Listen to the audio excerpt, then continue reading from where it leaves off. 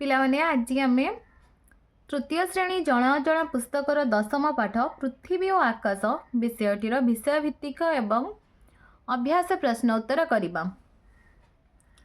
पिलाने दिन रे आकाश रे कौन देख लेख। आम दिन आकाश रे सूर्य को देखू, राति आकाश रे कौन देख चंद्र और तारा को देखू आमे। तो आज आम ये सूर्य पृथ्वी विषय जानिबा। तो पृथ्वी रे केउ माने रुहंती, गछलता, पशुपक्षी और आम समस्ते पृथ्वी रे रहूचु। सूर्य आलोक देउथिबा गोटे उत्तप्त ज्वलंत पिंडुला, तेणु यहाँ को आम नक्षत्र बोली कहू। पृथ्वी सूर्यर गोटे ग्रह, चंद्र पृथ्वीर गोटे उपग्रह। चंद्र पृथ्वी चारिपटे घुरुछि, पृथ्वी सूर्य चारिपटे घुरुछि। पृथ्वी और चंद्रर निजर आलोक नाही, एगुड़िक सूर्यर आलोकरे आलोकित होइथांती। पृथ्वी मध्य सबुबेले नटु भली घुरुछि। पृथ्वी गोटे अंडाकार पथरे सूर्य चारिपटे घुरुछि। देख एठी ए होछि आम पृथ्वी। पृथ्वी सूर्यंक चारिपटे अंडाकार पथरे घुरुछि।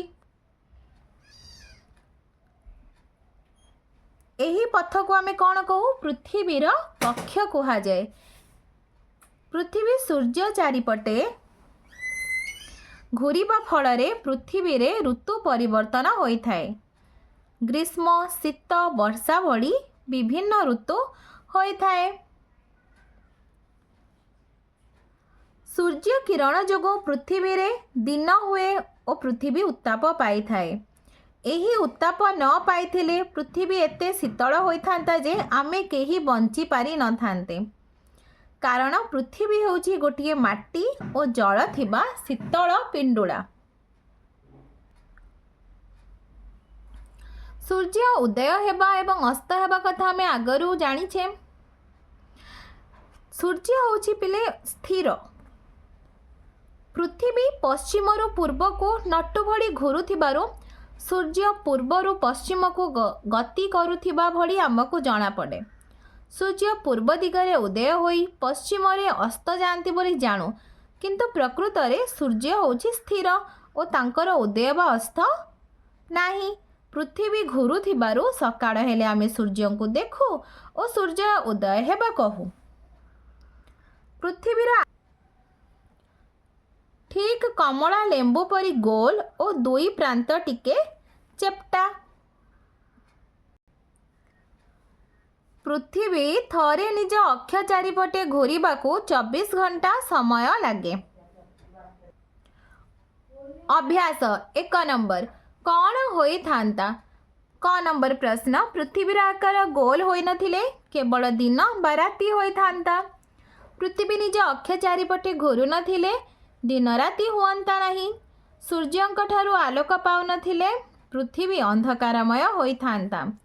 गोटिए वाक्य रे उत्तर लेख। 2 नंबर क सूर्य और पृथ्वी मध्य की संपर्क अछि? पृथ्वी सूर्यंक ठारू सृष्टि होइछि एवं यह सौर परिवार रे एक ग्रह। ख नंबर प्रश्न पृथ्वी केउ दिगरु केउ दिग घुरुछि? पश्चिम दिगरु पूर्व दिग को घुरुछि। ग नंबर ऋतु परिवर्तन केउ कारण हुए? पृथ्वी अंडाकार पथरे सूर्य चारिपटे घुरुथिबारु ऋतु परिवर्तन हुए। भाव और लेख। क नंबर प्रश्न सूर्य नथिले कौन हुअंता? सूर्य नथिले पृथ्वी रे जीवजगत बंची पारंते नहीं, चारियाड अंधार होई जानता, आमे आलोक, वर्षा और पवन पाई पारंते नहीं। चंद्र नथिले कौन हुअंता? चंद्र नथिले सबु राति अंधकारमय हुअंता।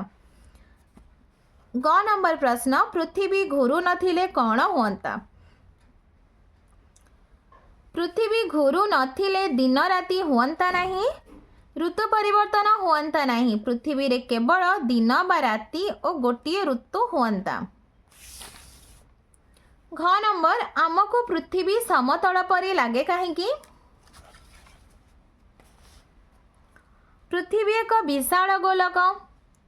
आमे यही विशाल अंश मध्य बास करुथिबा अंचलटी पृथ्वीर खूब छोट अंश होइथिबारु पृथ्वीर यही अंचलटी आमको समतल परी लगे। 4 नंबर ठीक उत्तर रे ठीक चिन्ह दियो। पृथ्वीर उपरी भाग किपरि? वक्रतल। पृथ्वीर आकार किपरि? गोलाकार किंतु कमला लेम्ब परी दुई पाख चेप्टा। केउटी गोटिए ग्रह? पृथ्वी। केउटी घूरू नाही? सूर्य। पिलामाने तुमको वीडियोटी भल लगिले लाइक एंड सब्सक्राइब करिवो एवं निज सांग पिलामानंक सहित शेयर मध्य करिवो।